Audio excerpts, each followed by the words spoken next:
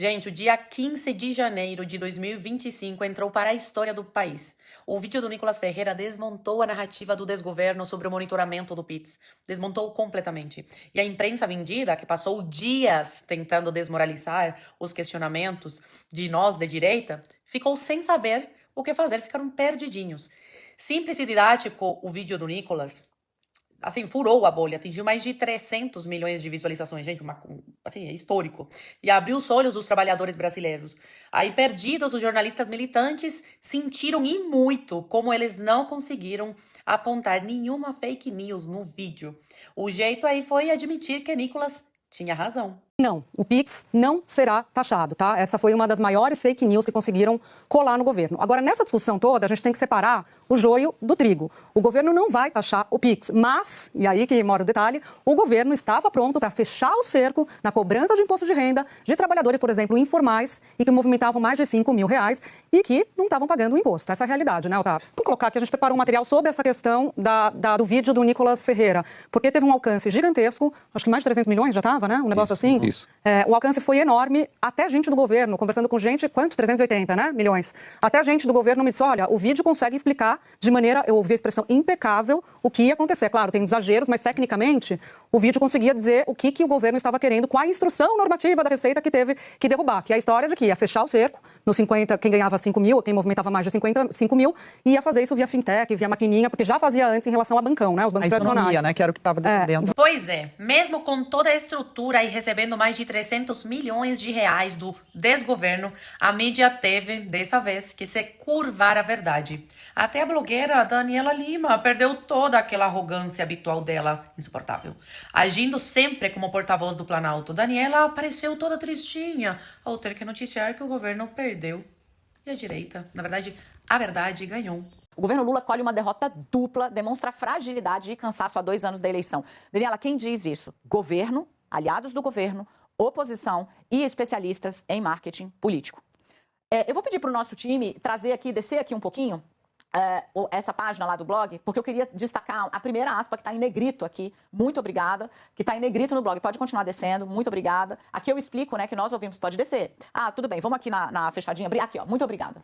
O que aconteceu? Ao baixar essa portaria e não comunicar com clareza, não querer comprar briga, explicar de verdade, querer ter feito ali uma coisa meio no jeitinho, meio mambembe, será que ninguém vai perceber, ninguém vai falar? O governo abriu um flanco imenso para a oposição que sentiu o cheiro de sangue.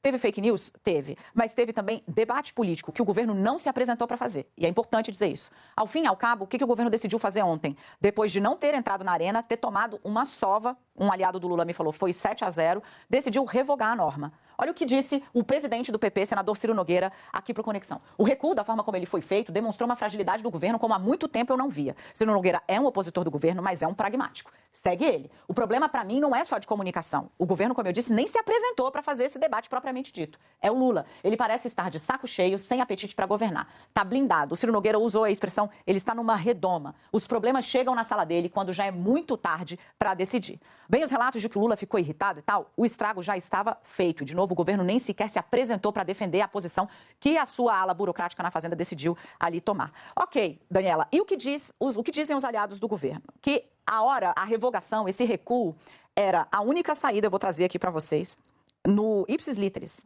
o que disse um dos líderes, tá, da base do governo. O recuo foi o que restava. Quando o jogo já está 7-0, o que a torcida mais quer é que o juiz apite o final. Dito isso, qual é o saldo? É uma derrota dupla. Primeiro, o grande trunfo dessa agenda ficou para a oposição e a ala mais estridente da oposição. Um jovem deputado, o deputado mais votado do Brasil, Nicolas Ferreira, do PL de Minas Gerais, fez um vídeo, mais de 200 milhões de visualizações e atribuiu-se a este vídeo a decisão do governo de derrubar a norma. Nicolas, disse um líder da direita, não aparece hoje como pré-candidato em 2026 porque ele não tem idade. O jovem tem 28 anos, precisa-se de 35 para disputar a presidência. Mas esse foi o tamanho que deu esse episódio e o recuo do governo, como foi feito, ao personagem, ao deputado Nicolas Ferreira. A segunda frente de derrota é para o Centrão.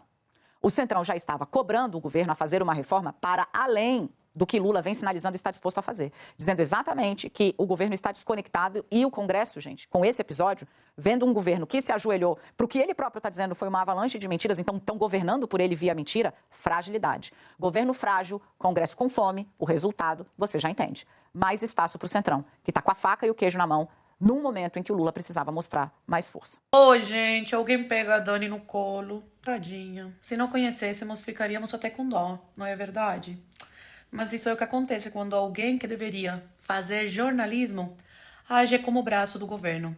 A inveja da Daniela é que ela se esforça diariamente com gestos e caras, faz toda aquela dramatização e nunca conseguiu atingir nem de perto o sucesso do vídeo do Nicolas. Com um simples texto e um chinelo Havaianas conseguiu.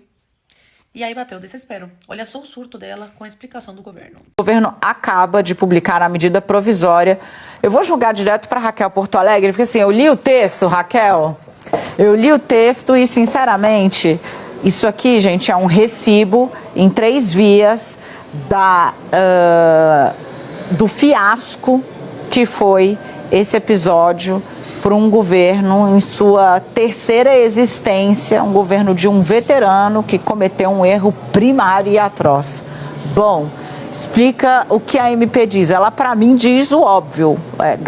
Gastaram uma folha de diário oficial, assim, à toa, só para passar o recibo mesmo para a oposição. Eu encaminhar o texto inteiro aqui para o Gabeira. Enquanto faço isso, vamos conversar um pouco sobre o assunto.